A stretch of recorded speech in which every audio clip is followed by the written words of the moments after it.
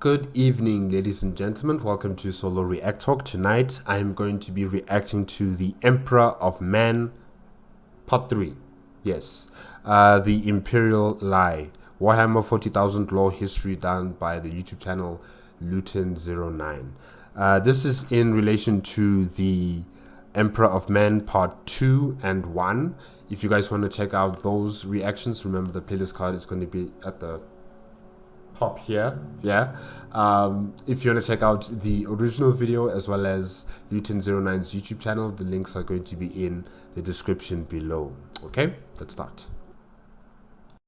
3, 2, 1, go.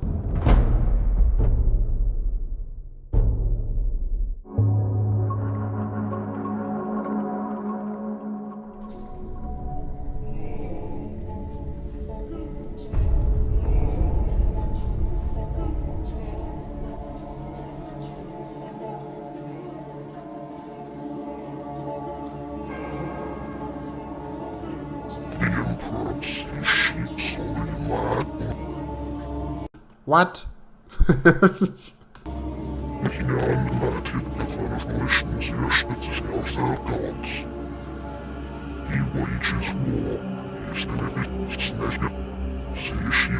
Hold on.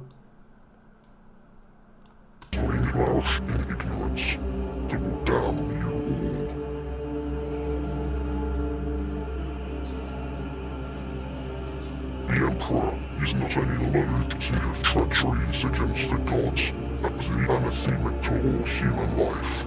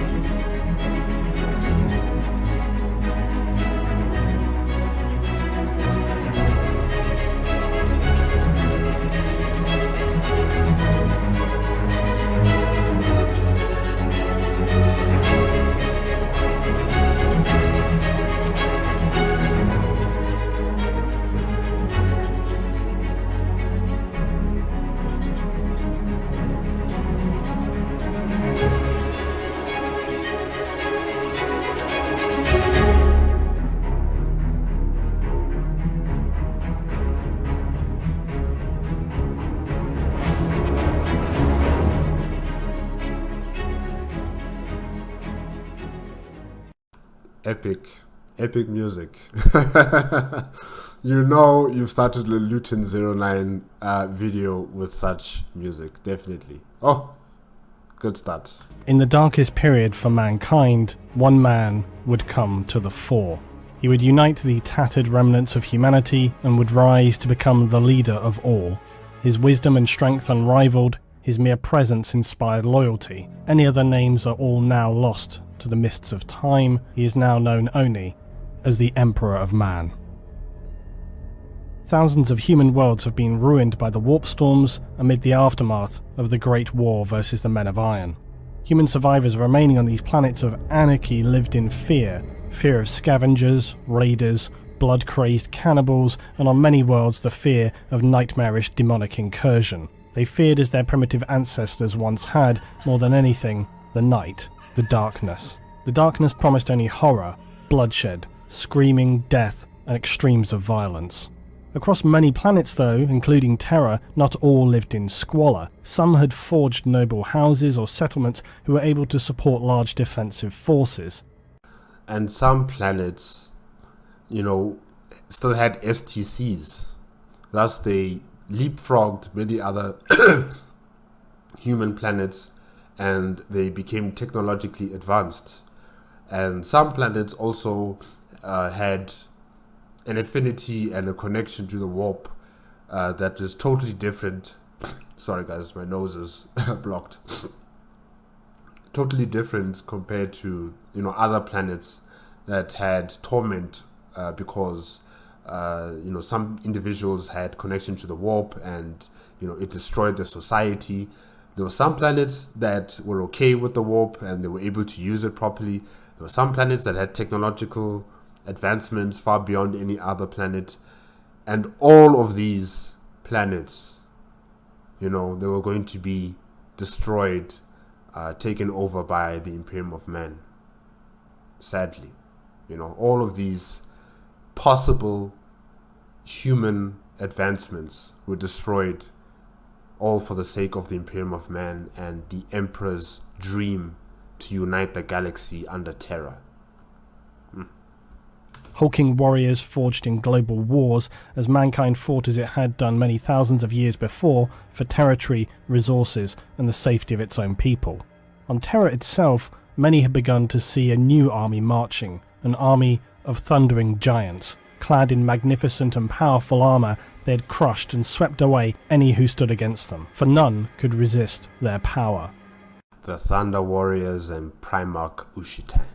War ravaged the planet, and most importantly, old tyrants, dictators and despots were exterminated, and those citizens who remained would pledge to the singular service of this military campaign's architect. The Emperor would stand triumphant on his home, the world of mankind's origin. The death and conflict here would slowly come to a close, for there was no one left to conquer, and more importantly, no one left to question the validity of this imposing golden figure of a man.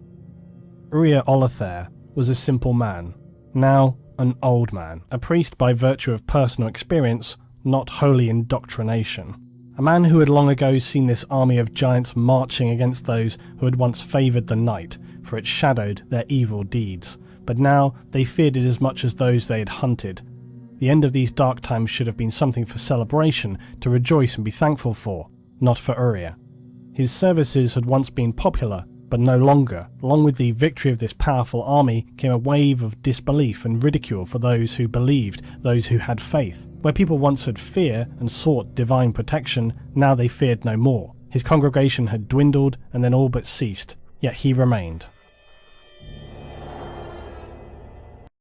I think I know the story that Luton09 is talking about. I reacted to a video called The Last Church. It's a fan animated video. I think it was last year now. Yeah, a long time ago.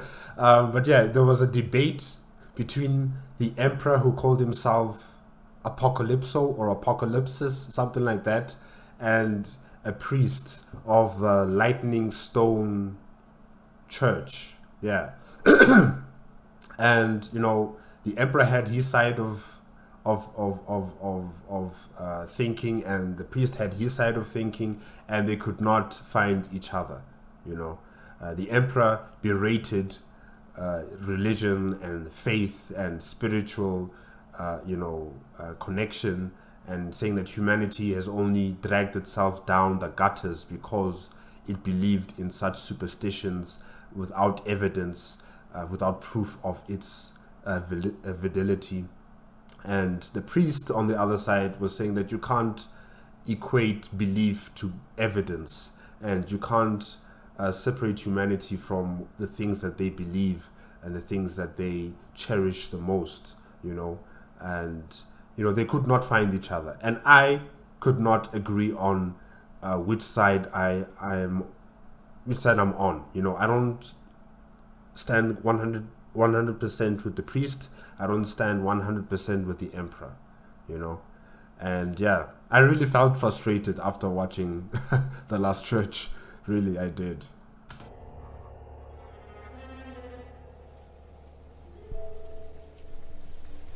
Uriah waited for his midnight service, once popular, now rarely attended. Small flames licking the walls as the rain steadily drummed against the roof and the wind lashed against the walls of the church. He heard voices outside. Worshippers finally. No, guests, but unwelcome ones. As the door swung open, he would see darkened figures lit only by the occasional flashes of lightning outside. He didn't feel fear, but he did feel a troubling sense of unease. These were not men of faith, they were men of violence. As Uriah tried his best to welcome them, the hooded figure who stepped forth into the church sternly declined and closed the door to his companions outside. Uriah introduced himself as Uriah Olather, the last priest of the Church of the Lightning Stone. The strange man explained that his name was unimportant, but that he could be referred to as Revelation. They would briefly discuss the artistry of the church and sit to share wine. Okay, so he calls himself Revelation in this one, but in the fan animated it was Apocalypso or Apocalypsis, something like that. Yeah, okay. The strange figure wore clothes much like any other, but his were immaculate. He wore a robe of crimson red and a silver ring with a strange marking upon it.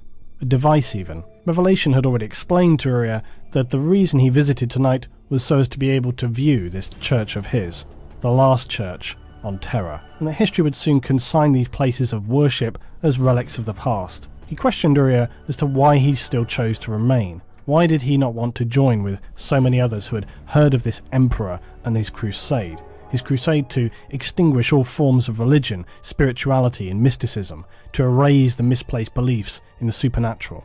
Uriah was defiant. His beliefs were his own and his faith was unmovable. He cared not even if the forces of the emperor came here to tear down and destroy his church. No warmongering despot could shift his strength of belief. Revelation called him obstinate. Uriah called it faith. Mocking him, Revelation stated, "A willing belief in the unbelievable without proof?" Uriah fired back, "What makes faith so powerful is that it requires no proof. Belief is enough." "I see now why the emperor wants rid of it," said Revelation. "You call faith powerful. I call it dangerous. Think of what people in the grip of faith have done in the past, all the atrocities committed down the centuries by people of faith. Politics has slain its thousands, but religion has slain its millions."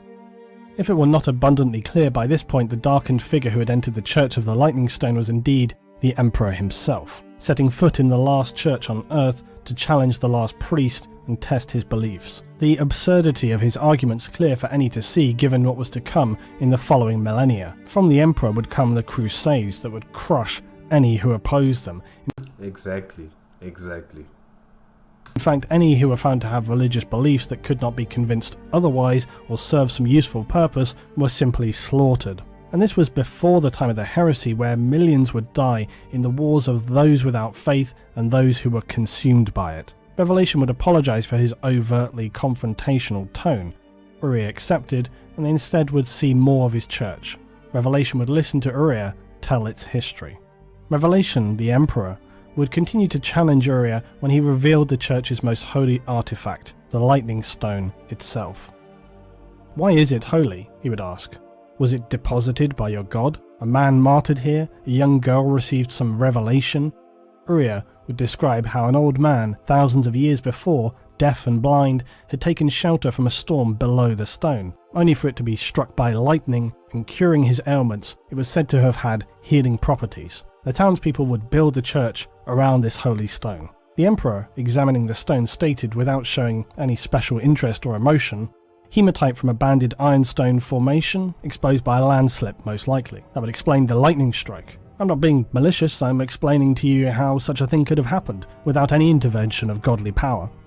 The conversations here between the Emperor and Uriah bear a strong similarity to conversations his Primarch sons would have later in time, where they would repeat his cold and indoctrinated beliefs that all could be explained with science. Magnus the Red, prior to the turning of so many of the legions to chaos, spoke of the warp and its entities. "Because they're nonsense, brother. Gods and demons and sprites and witches, you should listen to yourselves. We call it the ocean. It is a product of galactic harmonics, something to be explored. Some of its manifestations seem to be of a sentient kind, at least in outline, but that is not how things are, the way our minds make it appear, what they conjure to help us understand it. We must do our best to make sense of the vortices, and so what do we cling to? The old figures and archetypes once we used when we were scrabbling around in the dirt." Which brother was he talking to? Explaining about the warp and the chaos gods. Which brother was he talking to? Magnus apparently perceived the warp and its entities early on as nothing to be taken any more seriously than the material realm, easily explained rationally because his views were dictated by the Emperor, views that placed many of the Emperor's finest in highly dangerous positions of corrupting manipulation. Yet we see these strongly held principles of the Emperor being pushed onto Uriah. The Emperor, at least through his words, appears to fully reject the idea of spiritual beings by explaining away the lightning stone as mere natural events. He goes on to explain to Uriah that this is normal for humans, that a man, especially an already religious man, might perceive that such elemental energy, even if it did have healing properties, would often be seen by your mortal human as something of a divine nature. But that this was something humans do all the time, that they project spirits or fears and dread onto that which they cannot see, onto the darkness or the night, to sounds and senses that we cannot be sure of. That we If you know all of this, Emperor, then why force down the Imperial Truth down our throats?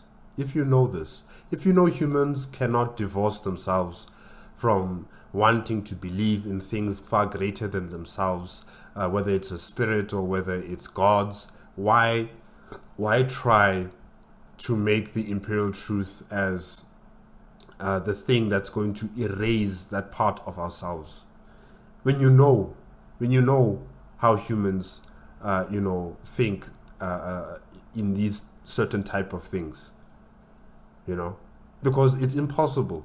It's impossible to divorce humanity from the things they want to believe in. It's impossible. We are not homogeneous. We're not all going to think the same way. We're going to have different thoughts. We're going to have different experiences. We're going to be, doing things differently. And the Imperial Truth, it's just not going to be able to erase this part, this part that makes us human, and that is believing in something, that is having faith in something far greater than ourselves. fear the unknown as much as we place our faith and beliefs in it. The tone and detail with how the Emperor explains Uriah's fixation on the lightning stone being something of divine power somewhat mirrors that of Magnus the Red, Primarch of the Thousand Suns, years later, and it's easy for us to see how the Emperor had imbued these preconceived perceptions into his Primarch's sons and his legions. If we take for example the traitor Astartes of the Word-Bearers, even in the earliest days of the heresy, they would, in the presence of a demon who had shown them powerfully disturbing visions, still display levels of disbelief and flippancy. The Emperor had so carefully taught them into not being so easily able to accept such things at face value, to dismiss out of hand that they could possibly be the truth. I'm quite surprised. I thought, after what happened to what was that place called again? Malakia, yes. After what happened in Malakia, I thought the word bearers, from the get-go, immediately just switched over to chaos. But hearing from Luton 09, it seems like it was a process. It was a progress. It took time. It didn't just happen overnight.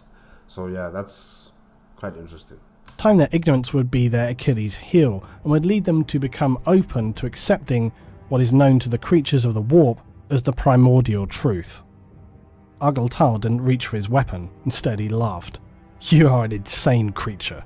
This is the respect you show to a messenger of the gods? What did you expect, that the Word-Bearers would kneel and accept everything you said as divine mandate? We're done with kneeling, Ingerthal."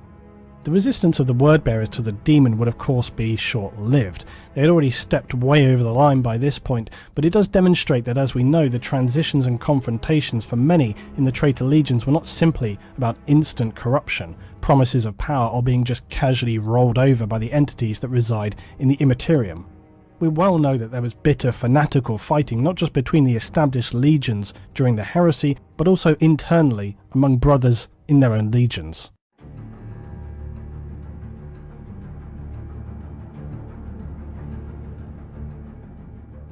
The Emperor spoke with Uriah, who was more and more aggravated by the poking and questioning of this revelation, whoever he was.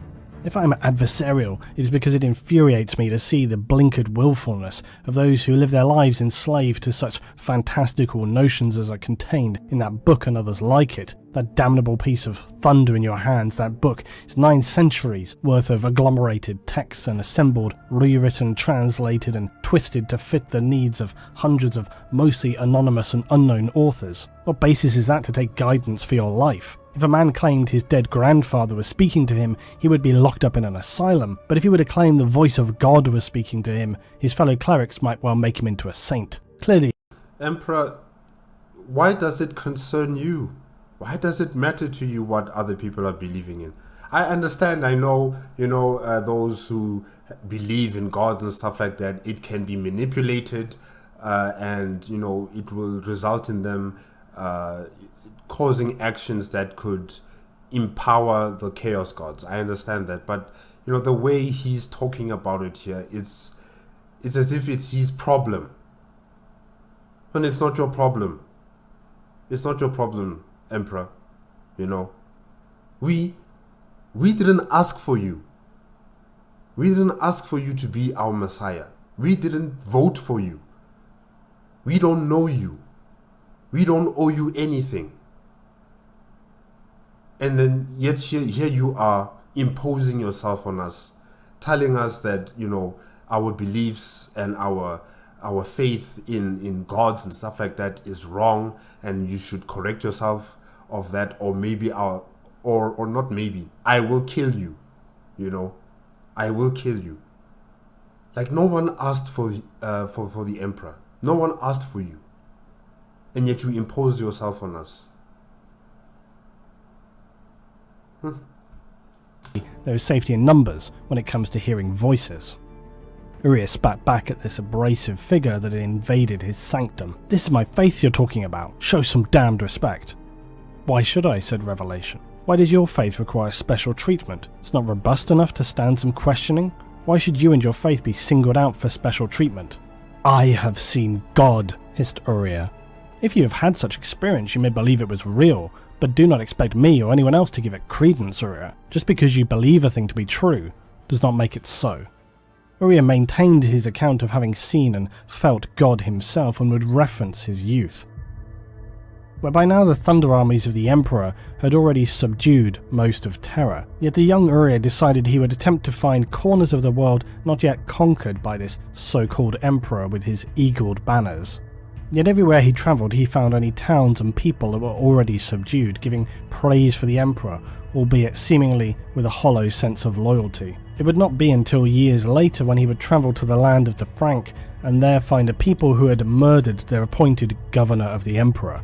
The townspeople wanted no part of this so-called Emperor's rule, and a hastily organised civilian militia slaughtered the appointed soldiers in their barracks. Iconography of the Emperor was torn down, and the streets became full of happy songs, dancing children, and joyous people at their newly found self-determined freedom. Uriah explained how the mood was optimistic, positive and confident. More towns heard of the uprising and allied themselves with this stance against the tyrannical emperor figure. When all was said and done, they would have anything like 40 to 50,000 men and women ready to fight and defend their position that they owed nothing to this emperor and would not be made to bow down to his threats of violence. Uriah explained how this had been his dream of an adventure, a rebellion, discovering these people willing to stand up to the giant soldiers of the Emperor that he had previously seen march across the world and dominate humanity. Word was spreading that the army of thunder and lightning was marching upon them, and so they would set out to meet it. Their jubilant spirits soared high as they left their homes and towns, locals and children gifting them tokens and keepsakes, filling them with pride and an ever-renewed sense of purpose that ultimately would not last for long. Despite the fact that as they stood ready to face down the Emperor's warriors, they outnumbered them 10 to 1, their ranks revved up to a fever pitch of enthusiasm by many rousing speeches. But as the first charge went forward and the Emperor's giants stood motionless, a moment of concern crossed the minds and the faces of the rebels.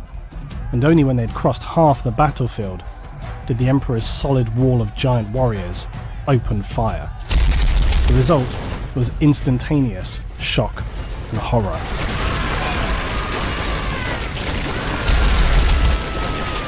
Their cannon-like rifles created carnage, tearing limbs from torsos, bodies exploding from the inside out in showers of blood and flesh, mentally shattered individuals crawling around in screaming horror, men and women split in half, ruined corpses, sobbing, miserable parodies of human form crawling through the shredded remains of their fellow rebels. Some simply lay or sat confused and stunned from the devastation caused by the first bolts of fire. Whatever these warriors of the Emperor were, they were not men, they were monsters. They were thunder warriors. Uriah recalls falling over bodies split down the middle as if their whole side had been simply ripped clean away. Others heavily wounded were crawling around, begging for mercy, men and women alike staggering in confusion and fear, finally understanding what it is that they had dared to face, perhaps wondering why on earth they had thought that they could win against such warriors. Why had they put themselves in this position? People began to hastily surrender, knowing the prospect of winning the day was an impossibility. The armoured giant warriors ignored their cries and pleas. And this is sorry, Lucian09. The Emperor tells us he loves us, that he does everything in the best within the best intentions for humanity. He says he loves us. Is this love? These people were begging for their lives, and the Emperor was there. He was there. He watched it all.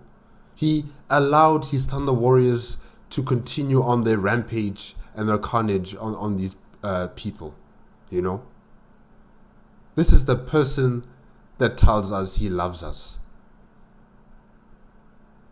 Marching into the blood-soaked battlefield, hacking and brutalizing the severely injured and stunned survivors alike.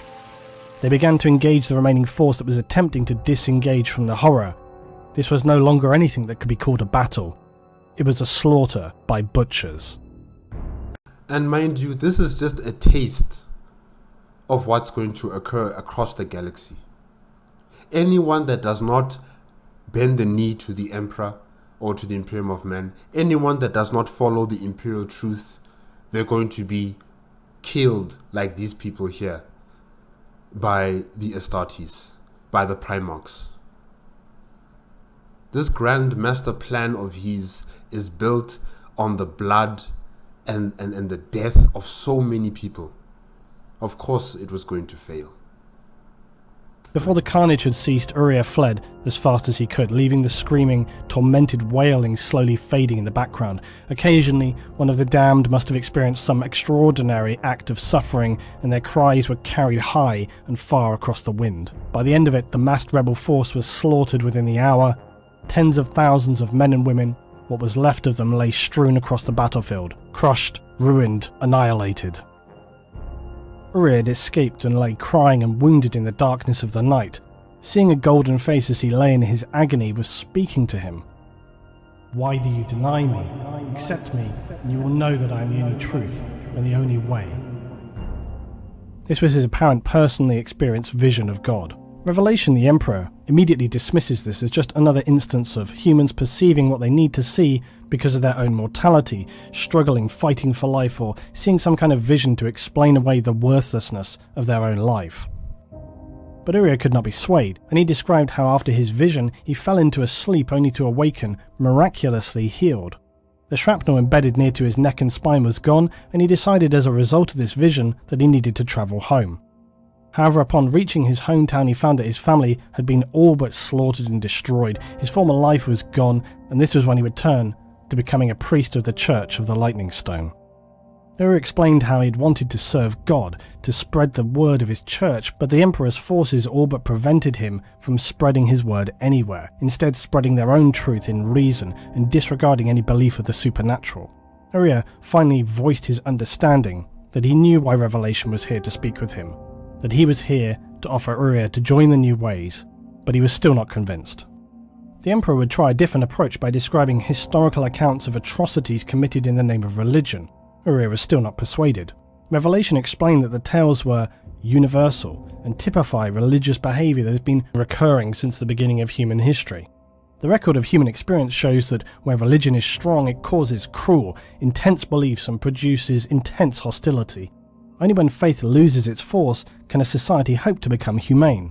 They would argue back and forth, Uriah maintaining that much of a religion's doctrines and texts are not meant to be taken literally. The Emperor exclaiming that this is surely the whole point, that people will pick and choose, and the subsequent confusion that will inevitably arise from such selective reading amounts to an entirely personal interpretation. Worse, those that do take the texts absolutely literally would usually create misery and death, believing the words in the text to be the absolute truth, set in stone, to be unquestioned and strictly executed. You know, the Emperor can say all of these things, but it's not going to absolve him of the actions that he committed on Terra, or the actions that his Primarchs and their Astartes are going to commit across the galaxy. You know, he can say that yes, religion has done all of these terrible things, and those who believe in religions, in their zealousy of believing in their religion, they'll do terrible things. But just you, as the Emperor, with your logic, with your understanding, with your purging of religion, you are doing the exact same thing. You are destroying, you are killing without mercy. The same thing that you are berating religions of doing, you are doing the exact same thing. And as you spread your Imperial Truth, it's going to be occurring the same way, where people are going to be prosecuted, people are not prosecuted but persecuted. You know, they're going to be hunted down, they're going to be tortured, they're going to be killed because they don't believe in this Imperial Truth.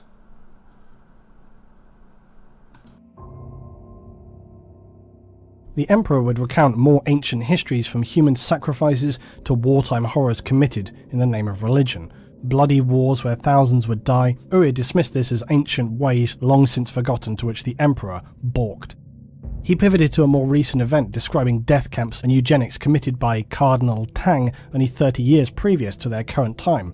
Uriah had had enough. You fixate on the blood and the death revelation. You forget all the good that can be achieved from faith. If you think religion is a force for good, Uriah, then you're not seeing the superstitious savagery that pervades the history of our world, said Revelation. It's true that just before the descent of Old Night, religion gradually lost its power over life, but like the worst kind of poison, it lingered and fostered division amongst the people of the world that endured. Without belief in gods, divisions blur with passing ages. New generations adapt to new times, mingle, intermarry and forget ancient wounds. It is only belief in gods and divine entities that keeps them alien to one another, and anything that divides people breeds inhumanity. Religion is the canker in mankind's heart that serves such an ugly purpose. Enough, snapped Uriah. I've heard enough. Yes, people have done things terrible to one another in the name of their gods, but they've done terrible things to one another without the recourse to their beliefs. An acceptance of gods and an afterlife is a vital part of what makes us who we are. If you take that away from humanity, what do you suggest takes its place? In my many years as a priest, I have ministered to many dying people, and the emotional benefits of religion's power to console them and those left behind cannot be underestimated. There is a flaw in your logic, Uriah, said Revelation. Religion's power to console gives it absolutely no more credence or validity. It might very well be a comfort to a dying man to believe that he'll go to some bountiful paradise of endless joy, but even as he dies with a wonderful smile on his face, it means nothing in the grand scheme of things as far as the truth of the matter is concerned. The truth of the matter is, Emperor, if you undermine the power of belief, if you undermine the power of believing in things that are far greater than yourself, especially in terms of humanity, if you undermine that part of us, then you have failed. Long before even your Grandmaster Plan, lifts off to conquer the rest of the galaxy, if you just expect us to erase this part of ourselves, then you have failed. Then you don't understand humanity. Then you don't love humanity. Because clearly your love is under conditions. You cannot erase this part of humanity, because then we're not human anymore. We're something else. This has been a part of us since the dawn of humanity's existence, and it's going to be a part of us for a very long time, until we are able to evolve to the point where we do not need to believe in things far greater than ourselves. Until that time happens, this is where we're going to be. This is how we are going to be. Whether it's our religions of the gods that we pray to, or the spirits that we pray to, or even the technology that we use, it's also becoming a religion, where the technology that we develop, that we innovate, we are so proud and so accomplished because of our technology. We believe that this is the path of enlightenment, that this is a new dawn, a new future, because of this technological advancement. It's also become some sort of religion. And that religion, during the dark age of technology, it fell apart because of the men of iron that we created. And then we reverted back to our older religions, because we fear the darkness, because we fear reality as it is, as hard and as painful as it is. We want to have an assurity that we are protected by something that is far greater than ourselves. We want to have that assurity that we're going to be existing in another life that is far more pleasant than the one that we're living in right now. You can call it heaven, you can call it hell, or whatever. That sort of assurity, that order is required in humanity. Because we're not all going to be thinking like you with logic, only with logic, Emperor. We're not going to be able to be like you. Humanity is not just its logical mind, but it's also its spiritual and cultural heart.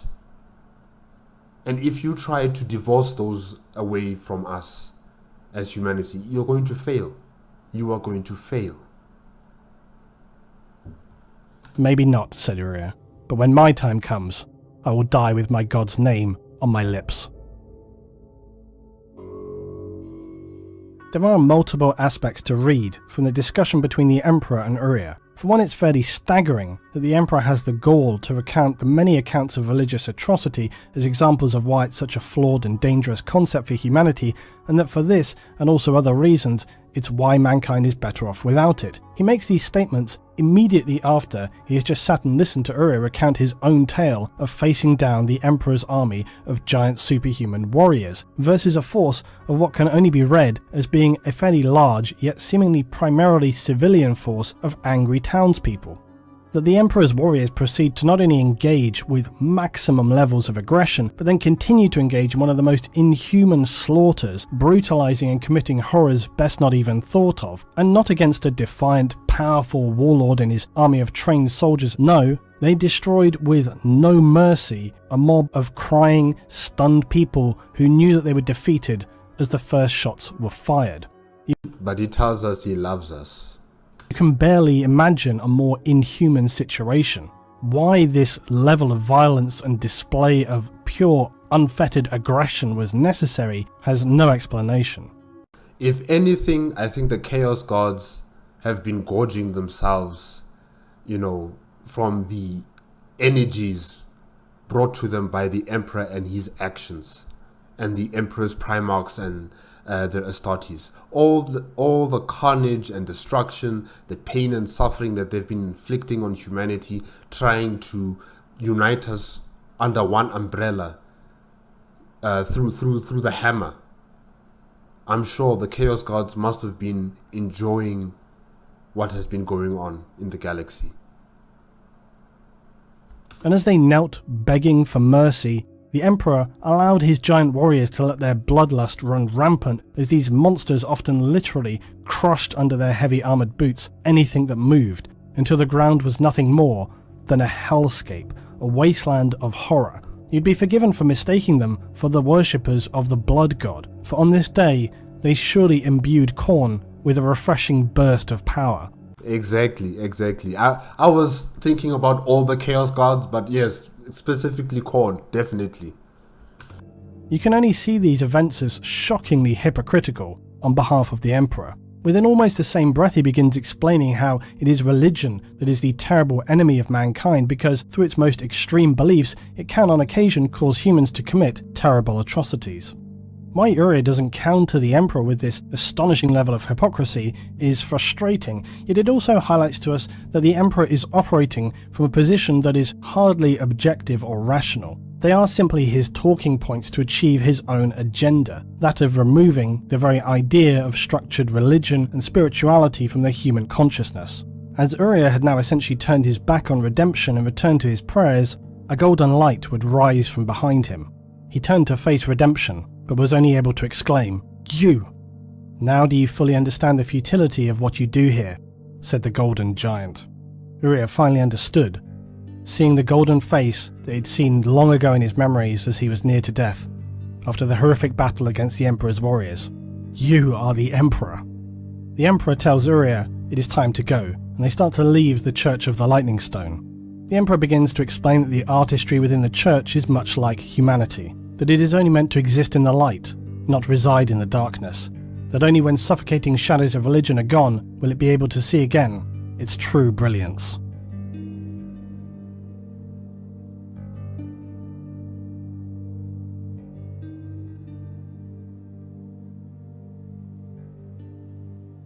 Uriah passed through his church as he moved to leave and join the Emperor for whatever fate awaited him. The Emperor all the while telling of how it was that he would create an Imperium that would make this church appear like a pauper's hovel in comparison. Uriah transitioned quickly from feelings of regret and that his life had been a misguided lie to a renewed sense of self-belief and strength in his faith, even as confused as it had been. Uriah, in this moment, had a realization. One that the Emperor seemed unable to grasp. But the Emperor had made many mistakes through his past and would make many more in the future. The Emperor is not infallible, flawless, or as perfect as the vision he projects to his followers. Perhaps it's the nature of his origin that makes the Emperor seemingly unable to grasp the necessity for religion having a place in the human spirit. Uriah had allowed the warmth and love of his God to fill the emptiness within him when he needed it most. This was what made faith powerful, that it required no proof, only belief. Its power was in that it needed no understanding at all. He would follow the Emperor out into the tempest that his church had kept shut out until now. But as the Emperor stepped outside, the howling gale blew in, extinguishing his candles. As he stepped out into the thrashing rain and darkness, lightning illuminated the hundreds of armoured statues outside the church, the Emperor's warriors. They stepped forward and proceeded to put fire to the church and throw in grenades for good measure. The Emperor watched it burn. Uriah protested, but it was in vain. The Emperor knew exactly what he was doing and exactly what his plans for humanity were. His Imperium had no place whatsoever for gods and spirituality. Uriah argued with the Emperor over his vision for the future, declaring him a madman as the Emperor laid out his plans to conquer the galaxy. The warriors standing in their presence were only the precursors, he explained. The warriors he was forging would be the generals and lead the greatest crusade to every corner of the galaxy. Uriah protested. "Didn't you just tell me of the bloody slaughters perpetuated by crusaders? Doesn't that make you no better than the holy men you were telling me about?" "The difference is, I know I am right," replied the Emperor. You hear that? The difference is, I know I'm right. "Spoken like a true autocrat," came Uriah. Emperor shook his head. "You misunderstand, Uriah. I've seen the narrow survival path that is all that stands between humanity and extinction." I don't believe that. I don't believe that he's actually seen this possible future, that is so narrow that if humanity does not follow it, then we're going to be heading for extinction. No. This Messiah mentality that he has, that, he alone has the answers to save us from the abyss, is really, it's just so insulting. It's insulting. Humanity has existed in this galaxy. They have crawled out from their planet. They have traveled the galaxy. They have colonized many planets across the galaxy. And you're telling me from all of that ingenuity, all of that innovation and advancement of our species. We cannot get ourselves out of this situation. We need a Messiah to direct us out of it. No, I just don't accept anyone that proclaims to know all the answers to our problems. I don't trust anyone that says stuff like that, you know. We don't need a Messiah. Humanity never needed a Messiah. We don't need the emperor. We never asked for the emperor. We never voted for the emperor. This man basically imposed himself on us, telling us that, yes, I've seen into the future. I know what's going to happen. You don't know. You failed. So many people had to die. For what? If anything, this man has robbed us of potential avenues or potential futures for humanity. Remember when I said in the beginning that, you know, there were some planets across the galaxy where, you know, humanity have advanced, they have STCs, they have technology, you know, they have all that scientific innovation. They were possible, you know, empires that could have, you know, kept humanity safe and kept and progressed humanity into the next level. There were some planets that also were attuned to the warp. You know, they understood it far more better than most humans across the galaxy. You know, they knew the existence of the Chaos Gods. They knew how to be responsible with their powers. They were there. But all of these potential avenues were shut down by the Emperor because he wanted all of us to be united under his Imperium of Man. This Messiah mentality has literally brought humanity to its knees. He destroyed us. He didn't save us. He didn't bring us into enlightenment. He destroyed us. Him, his children, and all of the men and women who followed under his banner. They brought us into stagnation. This is the way it must begin. This was when Uriah would finally see the truth of the Emperor and tell him that to deny humanity a thing would only make them crave it more so, and if he were successful, to be wary that his followers do not mistake him for a god lest they begin to worship him. Uriah could see through the gold and the blinding light now. This was not a god, for he could see the burning ambition and the white-hot core of violence in the heart of the Emperor. I wish I... And you, oh, sorry, Lieutenant, sorry again. This is a very important question as well. Why is he wearing gold? Why is he producing this light to make him seem as if he's some sort of angel? Why is he doing all of that? What is the purpose of all of that? What do you expect humans to think when they see someone like this, you know, coming down the street? If you want humans to disassociate themselves with gods and with spirits and stuff like that, then why are you dressed like that? For what? only the best for my people, promised the Emperor. I think you do, but I will not be a part of it, said Uriah.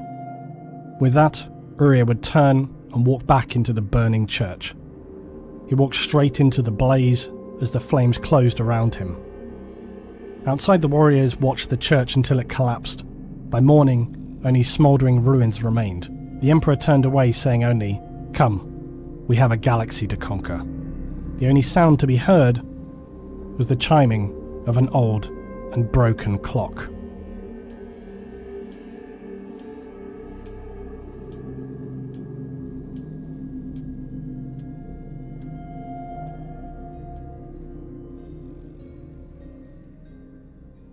The small clock in this story I've omitted until the end as it has a specific relevance and really a tale all of its own. Uriah had owned a small bronze clock described as having a cracked glass face and clean, delicate hands made of gold with inlaid mother of pearl. Its cogs never turned and its pendulums never swung. He had stolen this in his youth, where he travelled the earth looking for whatever kind of youthful adventure he could come across, and he'd stolen this timepiece from a silver palace in the mountains of Europa. He recalled how as he had fled this palace, the craftsman who curated the many strange timepieces kept there called screaming after him that the clock was counting down to doomsday and would chime when the last days of mankind's existence were at hand.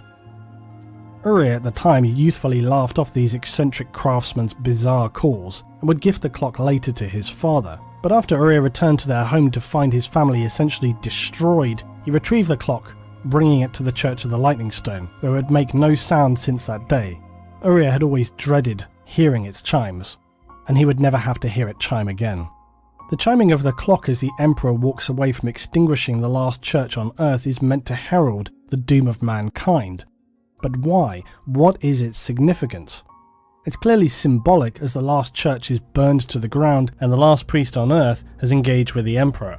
Each gave one another the chance to side with each other's presented opinion. Instead, they both choose to go their own separate ways. The Emperor with his plans for galactic secular domination, the last priest on Earth finally realizing that it is not the existence of a god in the physical sense that is the true power of faith, but having belief is enough, and nothing would make him regret that. This clock, though, appears again in the most unlikely of places. Many years later, Magnus the Red, Primarch of the Thousand Suns, would be overcome with a powerful vision, a vision of things that could never be. Worlds on fire, battlegrounds of Astartes he saw slaughtering each other with blades and fists, landscapes riddled with scars and corruption, battlefields fought at a microscopic level where only bacteria and viruses remained. As he looked through the putrid, nightmarish landscapes, he would find his eyes focus in on something he recognized more clearly, the markings of the Lunar Wolves and Horus Lupercal. He shouted, but they could not hear him. He would see fragmented and mixed visions of friends and foes, blades striking fatal blows, a strange temple with pillars of fire, and a black pool that appeared as dark as oil. A powerful figure broke through the fractured pieces to coalesce. It was Horus. Magnus inspected it more closely. This thing, it was not Horus. "What are you?" demanded Magnus. "You are not my brother." "Not yet, but soon," answered the monster with a maddening grin. "My brother would never unleash this madness. Then you don't know him, for it is happening right now. The pawns of the Primordial Annihilator are already in motion, setting the traps of pride, vanity and anger to ensnare the egos of the knights required to topple the king." "You lie," said Magnus. "Do I?" laughed Horus. "Horus Lupercal will betray you all. He will set the Imperium ablaze in his quest for power. Nothing will survive. All will become a nuclear cauldron of chaos, from the supermassive heart of the galaxy to the guttering stars in its halo." "Where will this miraculous transformation take place?" asked Magnus, fighting to keep the growing horror from his voice. "On a little moon," giggled the monster, "in the Davin system." "Even if I believe you, why tell me? Because it has already begun. Because I enjoy your torment, and because it's too late to stop this," said Horus. "We'll see about that," promised Magnus. Is it a Demon Prince that's talking to him right now? Magnus opened his eye, and the Horus monster was gone. Ahriman and the Terminator guards surrounded him, their faces filled with dread. "My lord," cried Ahriman, "what happened?" Magnus shrugged off any help and climbed to his feet. He could already feel the sands of time moving across the face of the galaxy, and he had a brief, last flash of a vision, of a chiming bronze timepiece with a cracked glass face and mother of pearl hands. The vision of Magnus couldn't be clearer. The meddling form of Horus is very clearly Tzeentch, especially as it is appearing before Magnus the Red. Tzeentch, the meddling god of change, twisting and manipulating. Magnus could not have known the meaning of seeing the chiming ancient clock. It's really just the mischievously twisted playfulness of Tzeentch at work, and questions remain on who the craftsman back on Terra really was and how he foresaw the accuracy of the clock and its chiming. The two instances are very much connected though. The Emperor himself had a choice. Why did he never warn anyone, not even his prized sons the Primarchs, of the dangers of the spirits, the entities and gods that resided in the warp? His turning away because he did not believe that they would be strong enough, to resist the temptation of the Chaos Gods and whatever they would, try to offer to the Primarchs. He believed that his sons were not going to be strong enough. He also believed that humanity definitely was not going to be strong enough.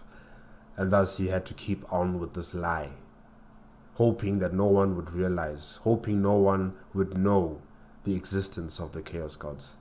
I think Magnus and Jagatai Khan knew the truth, because Jagatai Khan comes from a world, Trigoris, where they already, attuned with the warp. They understand, that there are beings in the warp, the Chaos Gods. Although I don't know if they call them the Chaos Gods, but they know the existence of these entities, and he knew the truth.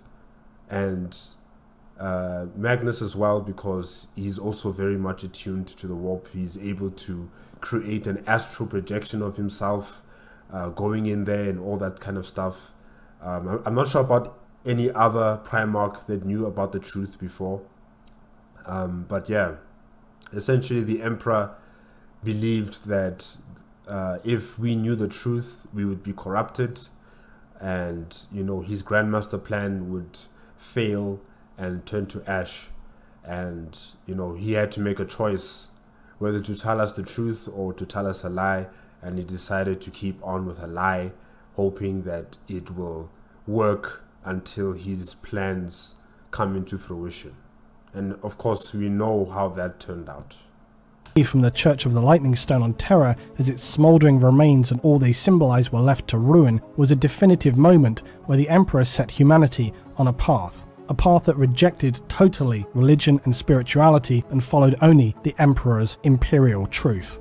The Emperor had a choice: to bestow his knowledge of the Chaos Gods and the warp to his sons, but forbid them from ever attempting to make any kind of dealings with what inhabited the Immaterium. Now, if he had chosen to do this, you could argue that he would have armed them with the knowledge to know of the manipulating and pervasive nature of chaos and better enable them to avoid its temptations and its corrupting allure.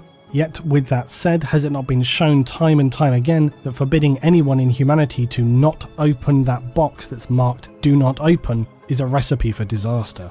And I believe this was really the position the Emperor found himself in. If he had forbidden his Primarchs from ever exploring and interacting with these beings or explaining to them the true nature of chaos and his plans for humanity, he ran the risk of them being unable to resist the forbidden fruit. It's the oldest tale of humanity, always needing that thing which you can never have. Making something off limits only makes it far more desirable. It's human nature. So instead, I would have taken that risk though. If I trust in my sons to conquer the galaxy, I can trust them with this as well. I would have taken that risk. I mean, we've seen the alternative where he did not take that risk, he kept it silent, and now we know what has happened during the Horus Heresy. We've seen what happens. But if I were him, I would have taken that risk and see what happens. instead the Emperor opted for his only real alternative: to say nothing and hope for the best. Yet this came with its own problems. The Emperor, via the Imperial Truth, did his best to stave off any kind of dangers that might arise from chaos, yet this was nowhere near enough. Not to mention the fact that, as would later be discovered, the Emperor had not only chosen to selectively impart wisdom to his Primarch sons, but that he had carefully misled and actively deceived them. Under the crushing weight of so many miscalculations on the part of the Emperor, the growing apathy and diminishing sense of respect felt by Horus could only lead to one thing: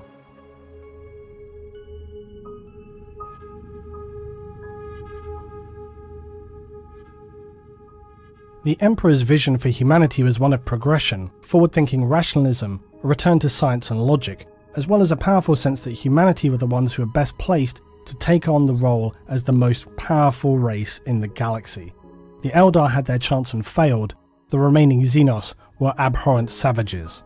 As the Emperor began his galactic The Emperor has forgotten that we also had our chance and failed.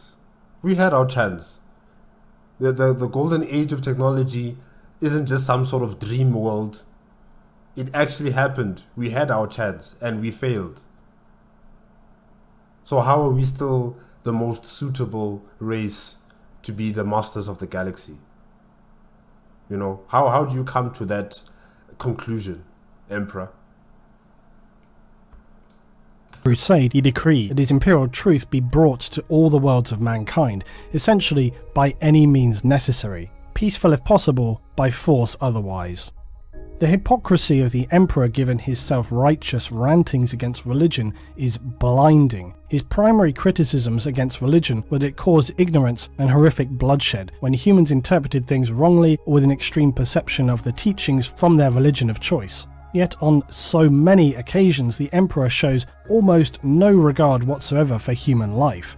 Far from being a benevolent leader who cares for its human species, because remember, after all, the Space Marine Legions were meant to be a tool to bring about the rise of humanity, not a permanent, ever-present military force that would last for tens of thousands of years.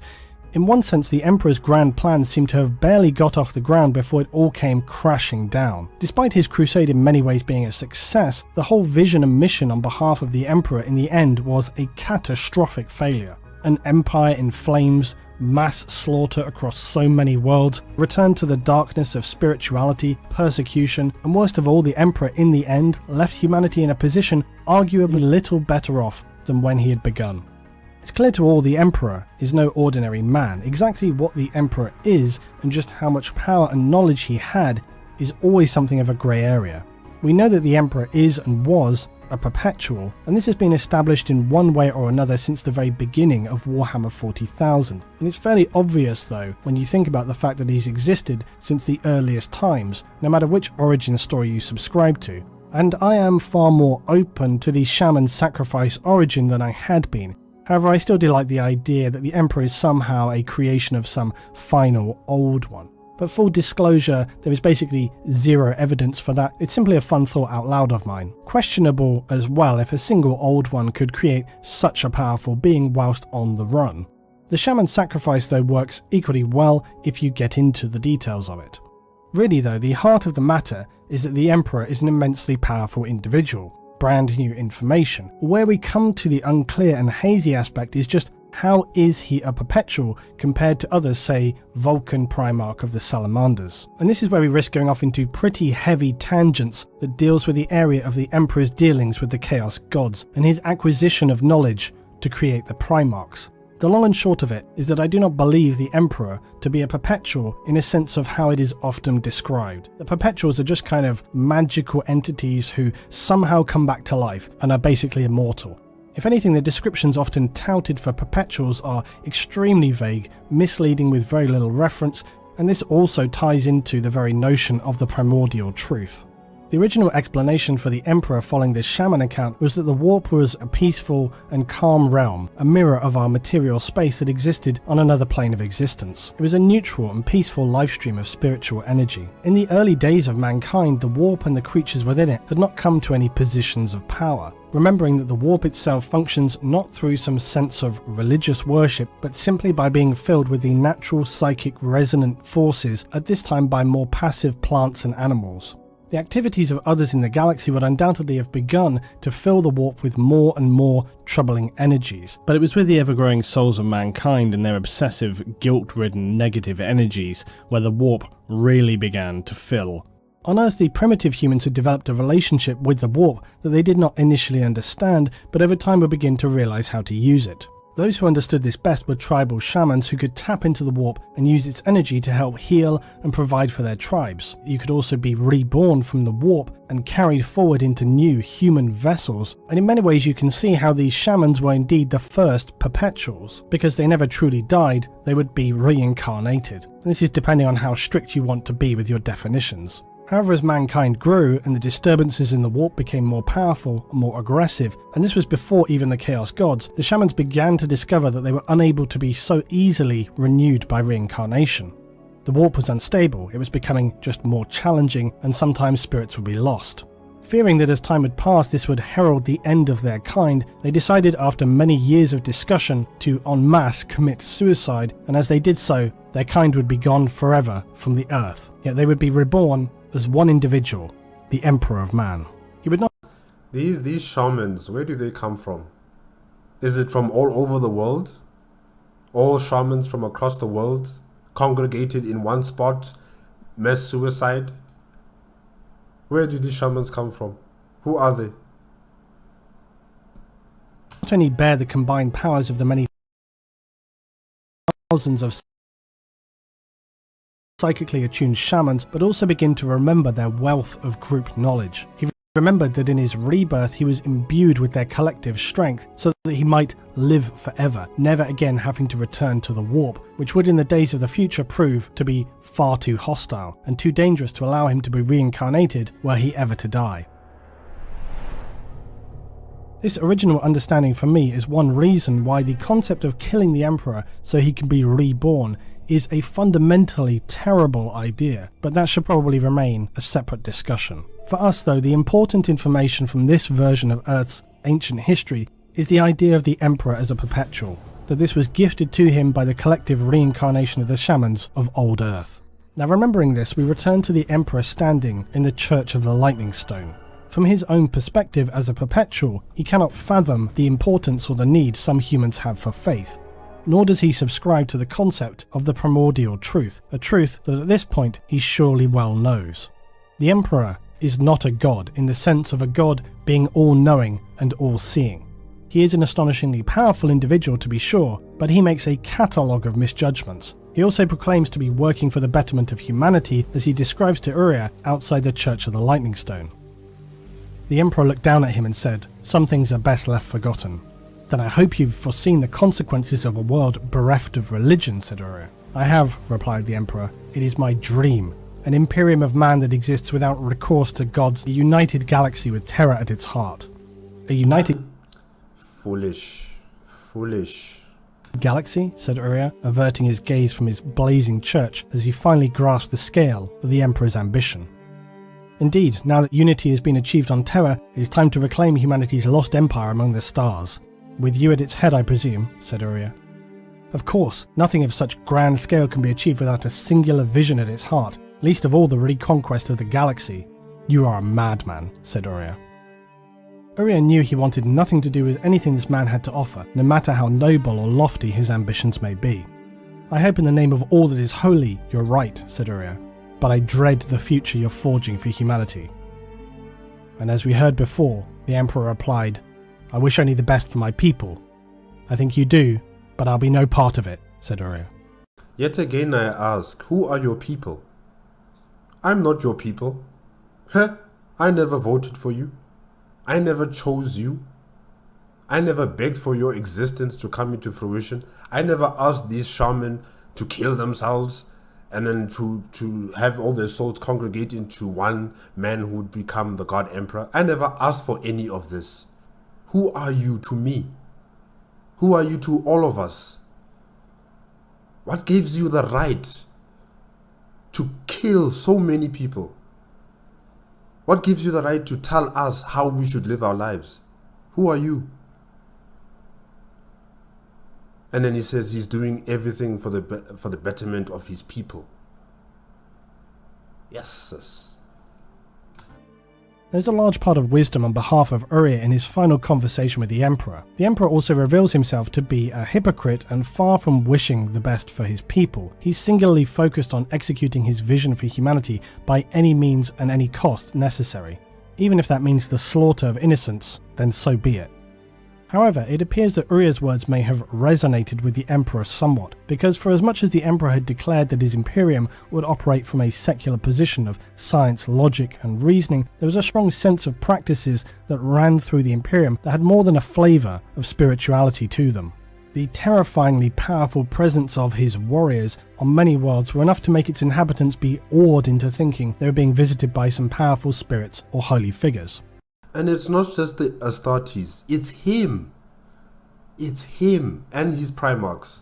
But most importantly, him. He is the one who comes out here wearing golden armor, having a golden sword, having this red cloak that just goes on forever. You know, having his entire body shine as if he was putting on Vaseline. And you know, he's just imbuing with light. We don't even know where it's coming from. It's him. Of course, the iterators would arrive to tell them about the Imperial Truth and how they needed to follow a secular order, but as much as this was true, it still required a sense of faith. Maybe not faith in the spiritual sense, but faith in the Emperor. And this is really where you get into the muddy territory of defining faith or defining gods and defining spirituality. Where are the lines drawn? Is unquestioning faith in your leader significantly different than unquestioning faith in your God? No, it is not different. When you are so loyal and having faith and belief and trust in your religion, and it's also transplanted into a particular individual, that person becomes the words of your God. You know, whatever this person says is your belief now. It's your trust. It's the final word, whatever comes out of their mouths. And the fact that he wants to destroy this part of humanity, where we believe in religions and in gods and spirits and stuff like that, it creates a chasm that needs to be filled in with something else. And what is that something else? It is you, Emperor of mankind. It is you and your Imperial Truth. And that is why it became so easy, you know, for people who were creating the ecclesiarchy to almost immediately switch it over into worshipping the God Emperor of mankind, where the Imperial Truth also was rewritten into a different document, into a different book that people now have to use to worship the God Emperor of mankind. The Emperor, it seems, knew that he could never fully extinguish the desire for humanity to be awed by things that they did not understand, that they had a need to place their faith in beings beyond their comprehension, and through the belief of the Imperial Truth, preaching it as a priest conducts a sermon, the Emperor managed to turn his truth into a faith. And just as Uriah had predicted, it was not long before the Emperor's arguably mixed messaging on imposing a secular rule, yet simultaneously himself appearing as a glowing light of golden godlike purity with a shimmering halo and unbelievable power, it doesn't take a genius to realise that quite quickly some of the faithful are going to be more faithful than others. And yet again the Emperor, for all of his apparent foresight and power, could not foresee his own Astartes, first some of them worshipping him, and then slowly sliding into betrayal and finally outright rebellion. And that's why I'm saying I don't believe in this notion of people saying that, you know, he had this powerful foresight ability, that he could see possible futures for humanity, and he was playing this 4D chess game with the chaos gods. No, guys, I find it extremely hard to believe this, really. This 4D chess game that no one can understand, no one can comprehend, but he can, because he's the God Emperor of mankind, or he's the Emperor of mankind. I know the future. I know the path that humanity must take. You're telling me all those shamans who'd killed themselves all of a sudden have all of this intelligence in them to do something like this?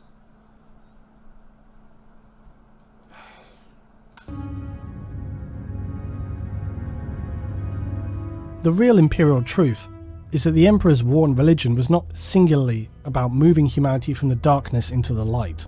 The Emperor surely knew that humanity would face as yet unseen horrors. He had at the very least some awareness of these things from his encounters with the Void Dragon, and he knew very much about the gods of chaos. His suppression of religion seems in part on the same track as his ban on any AI development. He knew that the consequences for allowing either could be potentially catastrophic.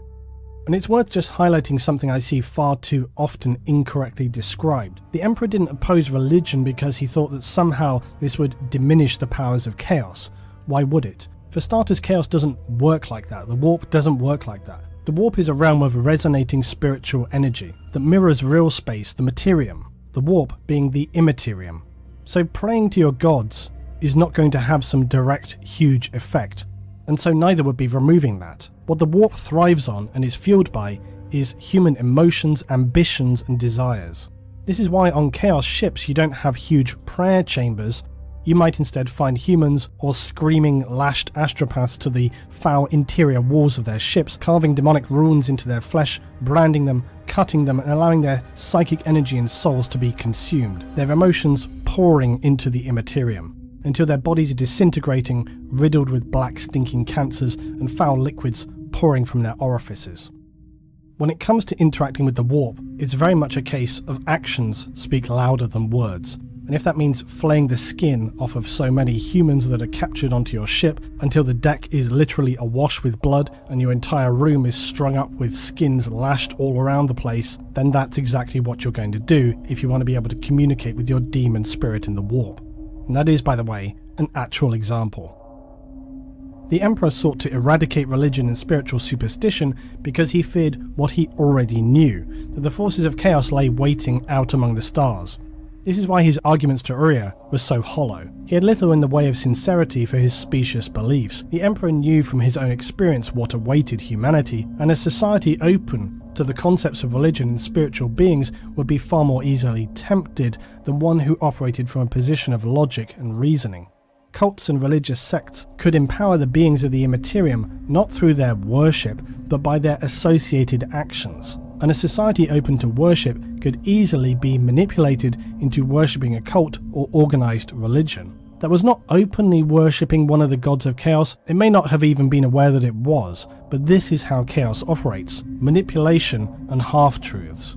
The Emperor had two choices before him, the path of the light and the path of the dark. No matter his agreements in principle with the gods of chaos, he had chosen the path of light for humanity, and he did not want to end up in a situation where his Imperial Truth could be surreptitiously replaced by the Primordial Truth. The terrors of the past had grown in the shadow of superstition and false belief.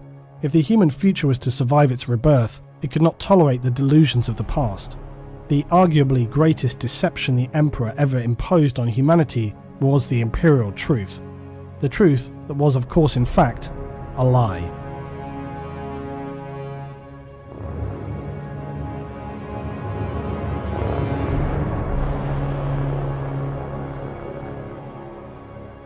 The Emperor knew this was all a lie. He had known this since before the unification, from before the Age of Strife, before the fall of mankind during the Dark Age of technology. The lie being that the spirits, gods, entities, call them whatever you will, but do not deny their existence beyond our realm of perception. It is simply enough, after all, to believe. Some would have it that the Imperial Truth was never a lie. Mock these fools. Shun them. For they would entangle themselves and yourself in blinkered fallacious arguments and word-splitting games until you both were drowning in self-consuming ignorance, dragged down under the weight of their self-imposed obfuscation. These architects of confusion are to be dismissed and ignored. The Primordial Truth was simple and clear. The realm of humanity at one time would have called it hell, or the underworld. It was creation's shadow. It was the layer behind the stars. It was chaos, and it was real. To accept the Primordial Truth is to live in harmonic union with the powers of chaos. It is to accept reality, to embrace power over terror. Without the gods, humanity will die, piece by piece, under the predation of aliens that lay claim to the galaxy. Those who remain will die as the Eldar died, in agony, unable to see the Primordial Truth before their very eyes. This is fate. It is written in the stars.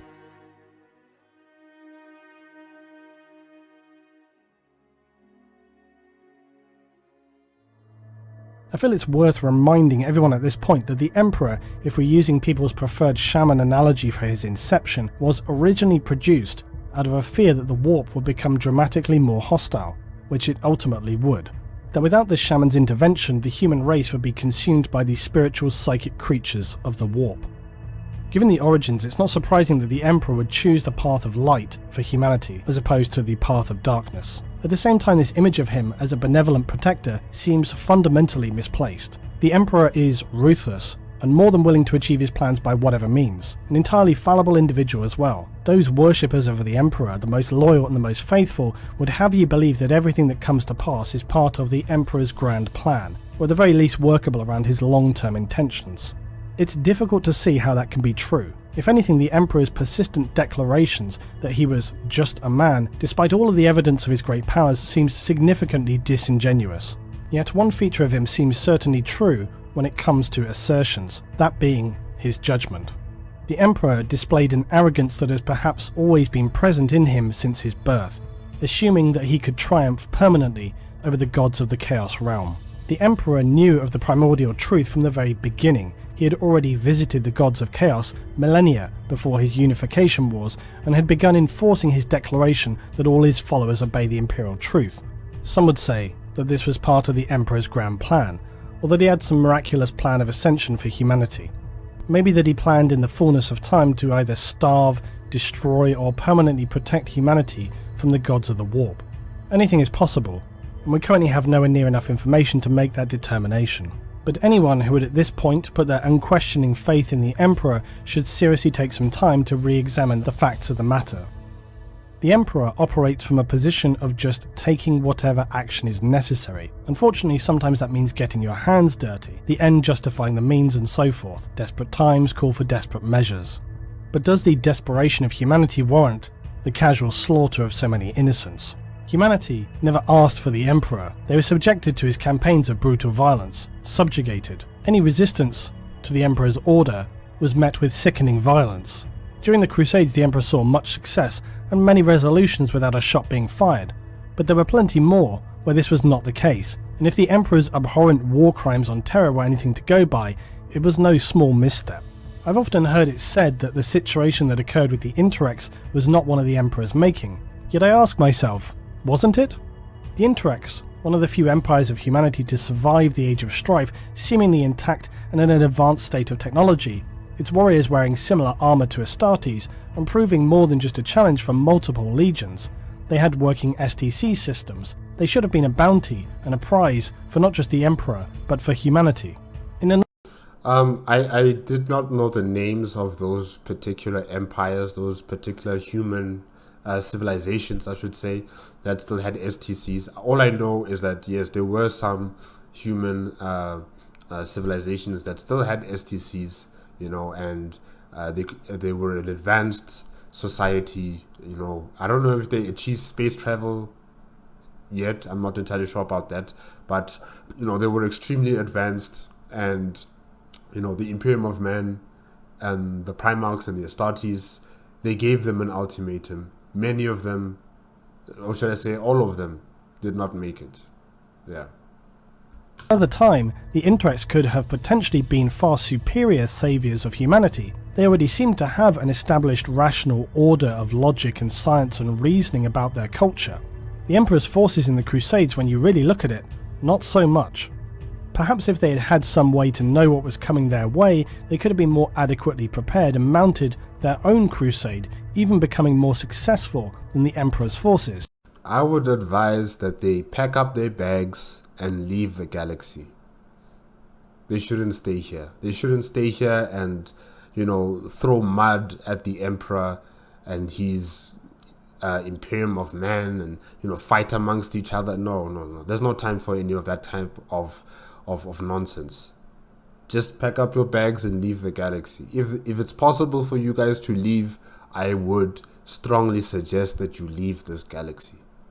Go out and travel the universe and find a new home for humanity. And let us hope that, the baggage of this galaxy does not follow us into a new galaxy,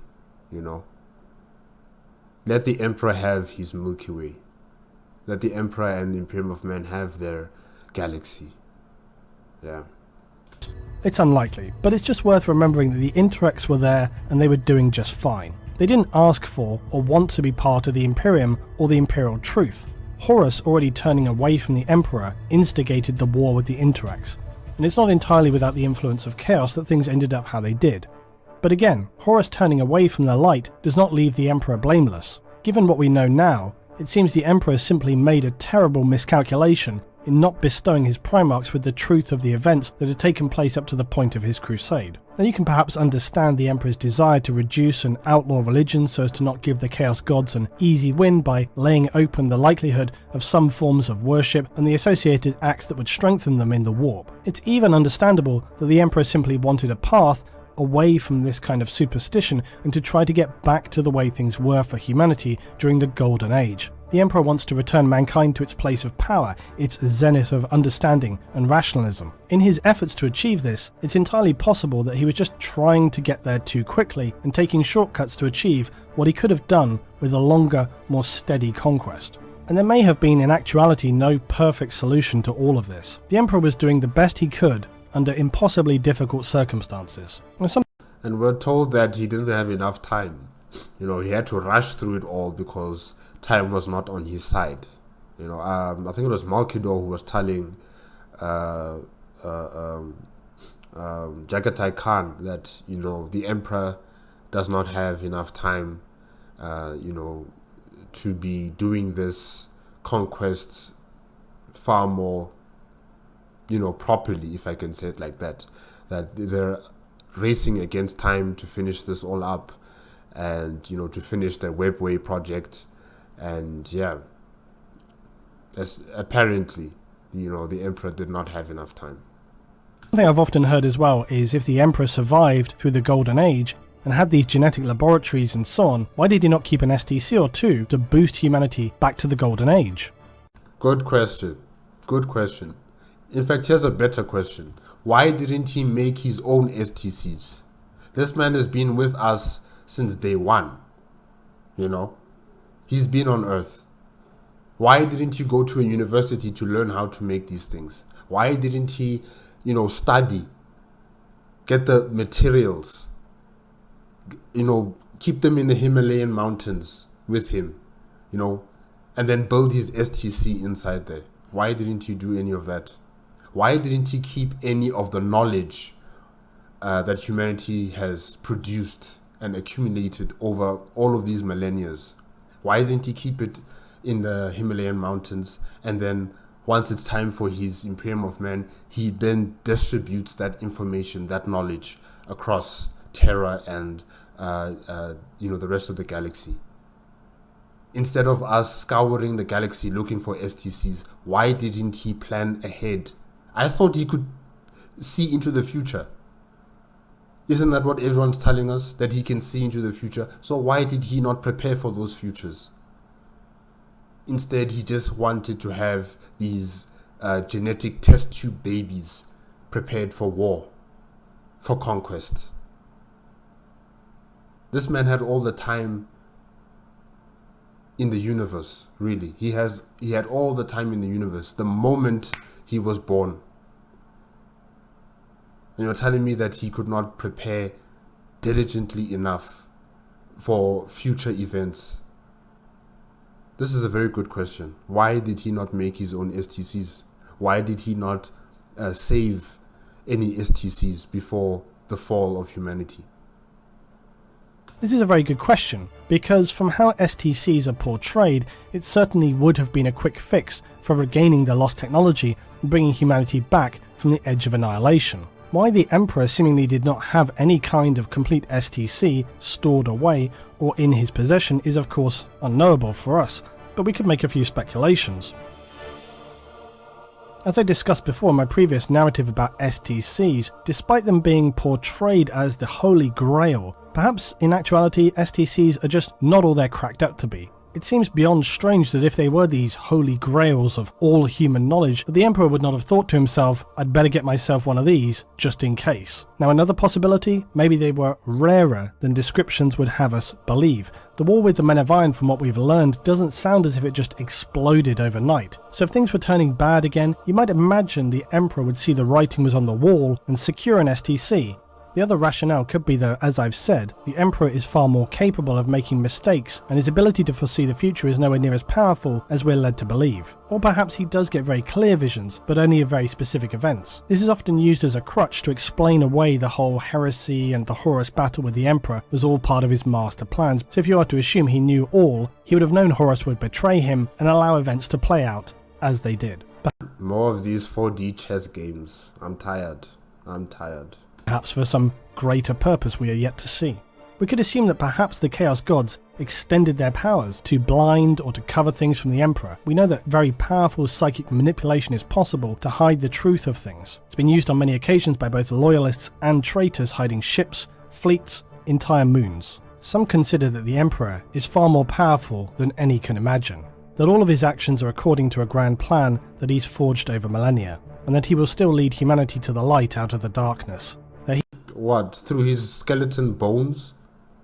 Ah, please.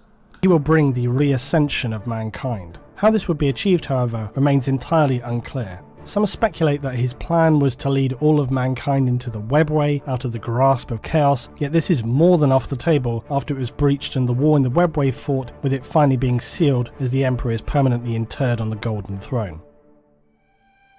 If all I have said has not convinced you, then perhaps the Emperor himself will have to speak for me. Because when all is said and done, the Emperor could see he had failed humanity. He even admitted it. It's why he was forced to create the Order of the Grey Knights and the Inquisition. And the Emperor described the Grey Knights thusly: one unbreakable shield against the coming darkness, one last blade, forged in defiance of fate. Let them be my legacy to the galaxy I conquered, and my final gift to the species I failed.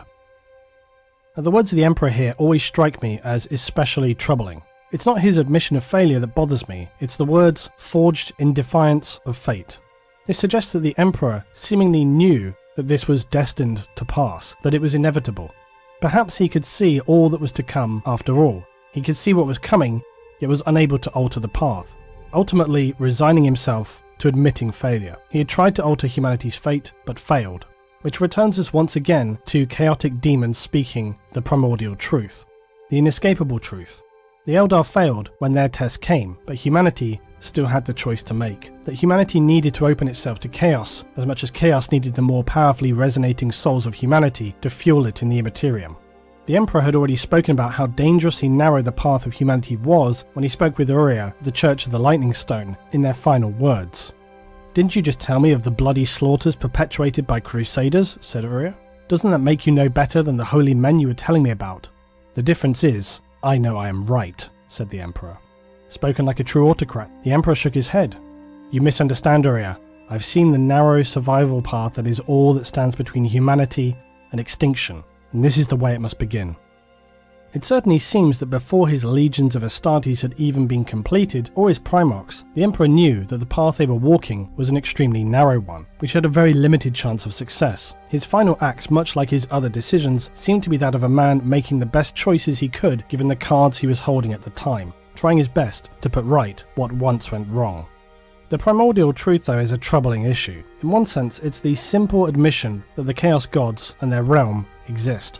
I personally feel it runs much deeper than that. The impression I have had from the demons who have mentioned it is that it's much more than just an admission of existence. It's about humanity being open to accepting what the Eldar could not, that we cannot exist or survive without its help, that like it or not, the destiny of mankind and the Immaterium are inexorably linked. It's a symbiotic relationship that began at the dawn of man. Perhaps the Emperor could foresee the end times through his immense psychic power, and what he saw he could not accept. It set him inevitably on a path to save humanity from the darkness. As he described it, humanity was never meant for darkness. Only in the light can it achieve its full potential. When the suffocating shadows of a religion that teaches us not to question is gone from this world, we will see its true brilliance. In these words, I think we can understand the Emperor's vision. He did not want humanity to fall into the grasp of the Chaos Gods. He had seen mankind at the highest point in its existence, and he had seen it fall. But he knew that no other race in the galaxy deserved to rule more than man. He was obsessed with making his vision a reality, no matter what the cost. This approach unfortunately imbued itself into humanity, where the ruthless achieve your goals by any cost approach would become fundamental to the Imperium's operation.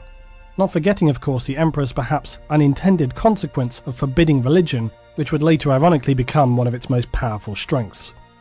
The Emperor had feared that religious worship and faith would risk destroying humanity by making it susceptible to the beliefs and corruptions of the Immaterium, when in actuality the faith and unquestioning belief in the God Emperor of mankind would become its most powerful weapon. Lorgar, it seems, had been right all along. Religious worship of the Emperor provided a far surer way to bind humanity together than rational thinking and science. The Imperial Truth would be eroded and people turned to faith. This would ultimately lead to the Imperial Cult, replacing the Emperor's Imperial Truth, and the Adeptus Ministorum, the Ecclesiarchy, would become a powerful component of the Imperium. Ultimately though, while the worship of the Emperor enabled humanity to wield a powerfully binding force that was an anathema to the forces seeking to corrupt humanity, mankind's relapse into state religious worship would in time return it to a decaying, ignorant and superstitious society of ever more extreme positions, where tyrannical leaders and the abandonment of scientific progress halted humanity's advancement dead. Was this the Emperor's vision after all? Not the darkness of chaos, but the darkness of mankind's own inability to disconnect itself from superstition and faith. You know, I don't want to know. I don't want to know. I'm tired. I am tired of his 4D chess games. I am tired. You know, I'm just tired of him. All of these what ifs, buts, and the possibilities of this and that, really, it doesn't matter anymore. The man is a skeleton on that throne, and he's going to stay as a skeleton on that throne till the ends of time in our galaxy. I don't know how long can he stay like that for. You know, how long can the Astronomicon continue to work as it does? I don't know. Maybe we were supposed to fall. Maybe we were supposed to die out. Maybe something new would have come out from our extinction. I don't know. All I know is that this man, I still say he robbed us. He robbed us of possible futures. He robbed us of possible futures and only gave us his version of the future. He had no right whatsoever. Such things had left Uriah worshipping a rock in the Church of the Lightning Stone. Perhaps humanity during the golden age of mankind's greatest achievement was not their zenith levels of technology after all. Their greatest achievement was simply that they had reached a time where they were able to step out of the darkness, to abandon religion, spirituality, superstition, mysticism, and faith. They allowed themselves to ascend into a world of pure rationalism, science, logic, and order. Belief in the Imperial Truth in the modern age of the Imperium was now a literal death sentence. Any heretics who opposed the worship of the Emperor of Man must be purged from society. In the grim darkness of the far future, there is only war.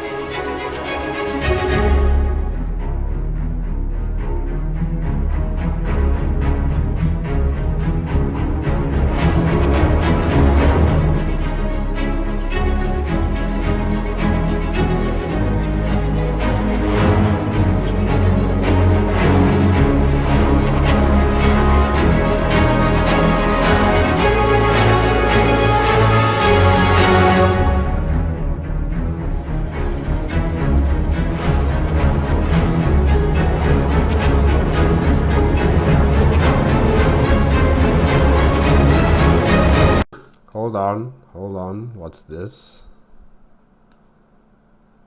The Primordial Truth uncovered the lie of the Emperor, but for the Primarchs and their Astartes, there was a deeper, more hidden truth. That the Emperor was not their only father. Yikes.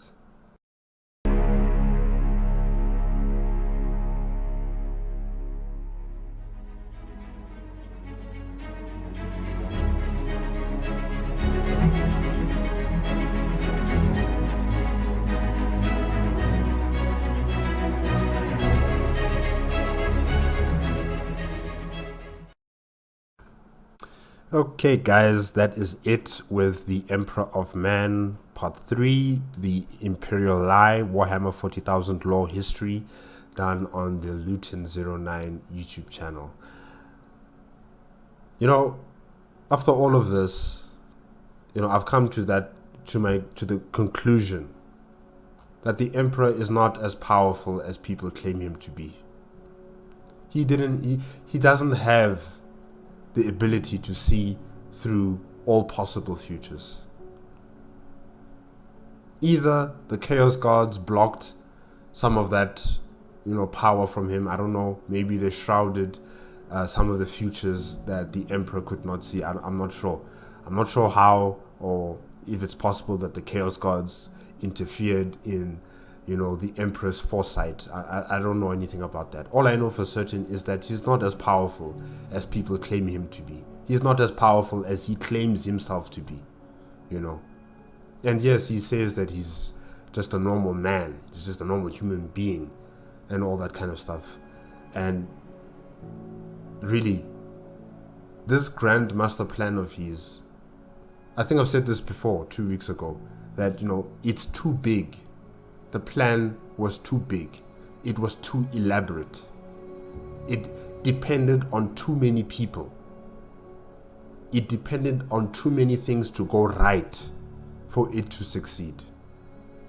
And worst yet, it is built on the blood and the death and destruction of so many people, civilizations across the galaxy. There's no way it was going to succeed. You cannot build something on good intentions with bad actions. You can't. Nothing good will come out from so many people's deaths. Nothing good will come out from so many people's livelihoods and their very being and essence being destroyed. Nothing good will come out of that. And the fact that the Emperor still did not appreciate what makes us humans, our spiritual connection, our belief systems, our gods, whatever it may be, as superstitious and fictitious as it may be, it's still a part of humanity. And if you try to talk that down, if you try to erase it from humanity, it's just simply not going to work that way. We will find something to worship. We will find something to believe in. We will find something to protect us, even if it's some sort of pen or an amulet. We believe that it bestows us good luck, because it protected my grandfather, and thus it will also protect me. That's belief. Can't cancel that out. No matter how logical you want things to be, humans are always going to descend into that belief system. There's no way of divorcing humanity from that. And the Emperor failed the moment he did not understand that. He failed. So yeah, all that he has done for humanity, for humanity's sake, I think he is doing something that no one truly asked for. If it was our time to die, then it's our time to die. If he saw the future where humanity was going to be no more, then that is our fate. If anyone is going to change it, it is us, not him. No Messiah will save us. It will be us, humanity, that will save itself. And the fact that he went through so many lengths, making deals with chaos demons, chaos gods, making deals with them, taking their power, imbuing it into his Primarchs, into his Astartes, thinking that in this way he's going to try and save humanity. That was foolishness. So really, the Emperor, he tried too hard, he tried too much, and really it was just something no one ever asked for. We didn't ask for this. This man imposed it on us, and now we are reaping the rewards of his actions.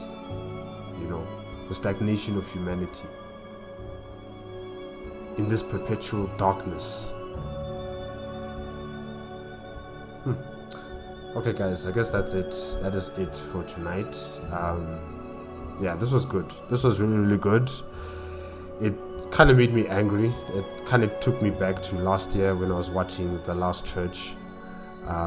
Yeah, it just reminded me of how angry and irritated I was with the Emperor, you know, and his arrogance, you know, and yeah, but it was good. It was really, really good. Thank you, Luton09, for this video. It was very, very informative.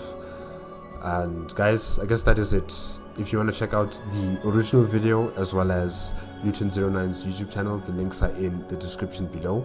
If you like my reaction, please give me a like, comment, and subscribe to my channel. Click on the notification bell if you want to be up to date with my latest videos. And I will see you guys next time. Hopefully it will be Thursday with you know, part 4, hopefully. But yeah, okay, good night.